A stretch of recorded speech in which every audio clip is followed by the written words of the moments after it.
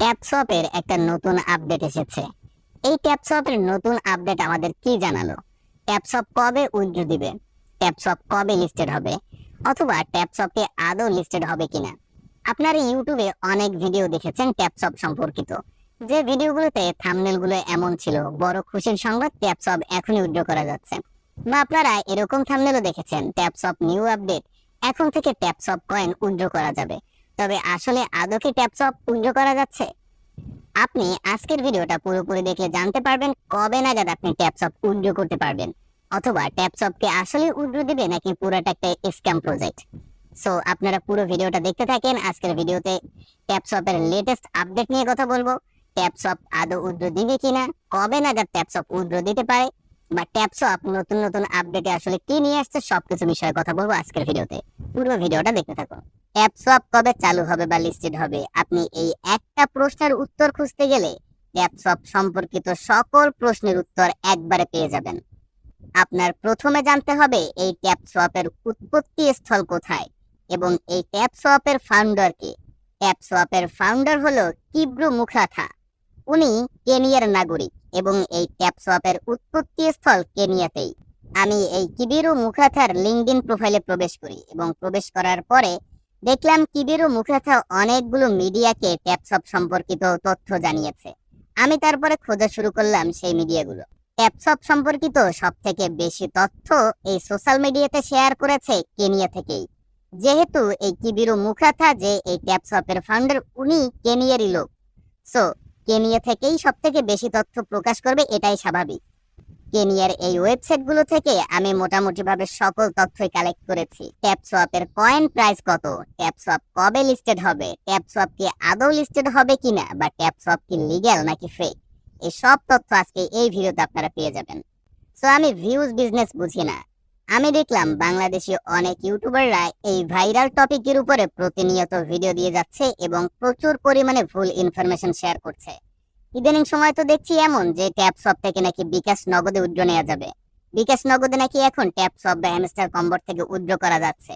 So এইসব ভিডিওতে million million views চলে আসছে এবং তারা প্রতিনিয়ত ঠিক সেম লেভেলের ভিডিও শেয়ার করে যাচ্ছে। তবে আমি যখন এই সম্পর্কিত ভিডিওগুলো শেয়ার করি, আমি প্রচুর পরিমাণে বিশ্লেষণ করার পরে এই ভিডিওগুলো শেয়ার করি।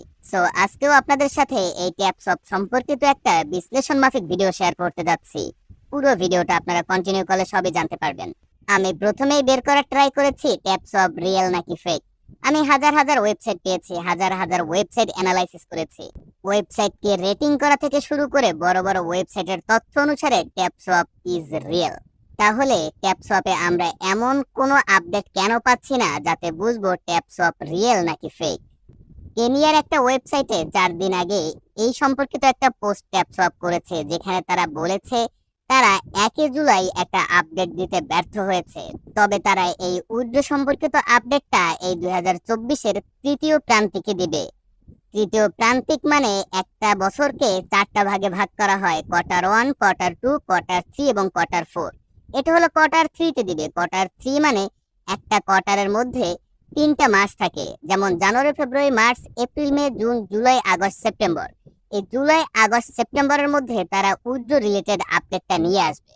আমরা কিন্তু এই সেম জিনিসটা হ্যামস্টার কম্বটেও দেখেছি। হ্যামস্টার কম্বটও কিন্তু এক একটা কোয়ার্টার অনুযায়ী তারা আপডেট দিয়ে আসছে। এবার আপনাদের আরেকটা গুরুত্বপূর্ণ প্রশ্ন হলো ট্যাপসপের মান কত। ট্যাপসপের মান খুঁজলাম, দেখলাম সব জায়গায় বেশিরভাগ সার্চেই নাইজেরিয়ান মানটা শো করে। ট্যাপসপের এই মানটা আমি একটা নাইজেরিয়ান ওয়েবসাইট থেকে আপনাদের বাংলায় কনভার্ট করে দেখাচ্ছি। তারা বলেছে নাইজেরিয়ান টাকায় প্রায় 1.5 অর্থাৎ এক ট্যাপসপের coin is equal to 1.5 naira. Nigerian কয়েনকে নাইরা বলা হয়।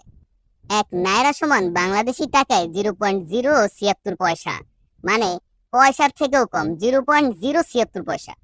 এবারে প্রশ্ন করতে পারেন কেন ট্যাপসপ কয়েনের মূল্য বারবার নাইজেরিয়ান টাকাতেই শো করছে।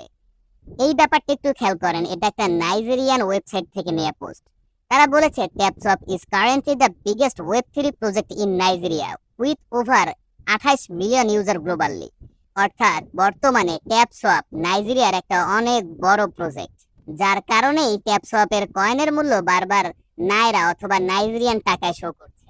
আপনি এখন পর্যন্ত এই ভিডিওর মাধ্যমে জানতে পারলেন ট্যাপসপ কবে নাগাদ তাদের উইথড্র আপডেট অথবা লিস্টেড আপডেট আনতে পারে। আমি আবারও বলে দিচ্ছি, তারা কোয়ার্টার 3 অথবা প্রান্তিক 3-এর কথা বলেছে।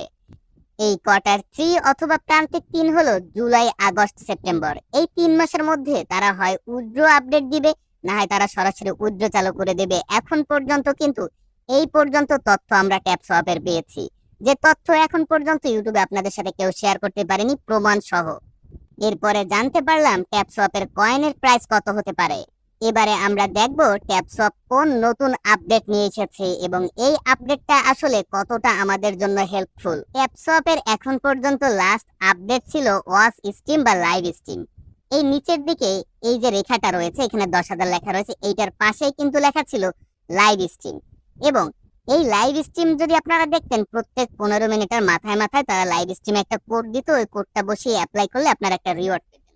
তার আগে যে একটা আপডেট এসেছে, এটা হলো, দেখেন, এটা হলো কিন্তু তারা সিনেমা নামের একটা আপডেট এনেছে এবং এখানে তারা কিছু ভিডিও অ্যাড করে রেখেছে তাদের ইউটিউব চ্যানেল থেকে। এই ভিডিওগুলো দেখলে প্রত্যেক ভিডিও দেখার জন্য আপনারা এখানে প্রায় 2 লক্ষর মতো একটা রিওয়ার্ড পাবেন।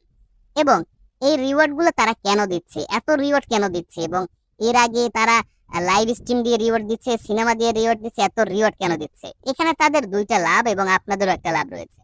এক হলো তাদের ইউটিউব চ্যানেলটা গ্রো হচ্ছে, ইউটিউব চ্যানেলে ভিউজ আছে, এই হলো তাদের দুইটা লাভ। এবং আপনাদের লাভ হলো তাদের এই কয়েনের ভ্যালু খুবই কম। আপনারা দেখলেন নাইরাতে দেখলেন খুবই কম, যা বাংলাদেশি টাকায় 0.076 পয়সা হয়।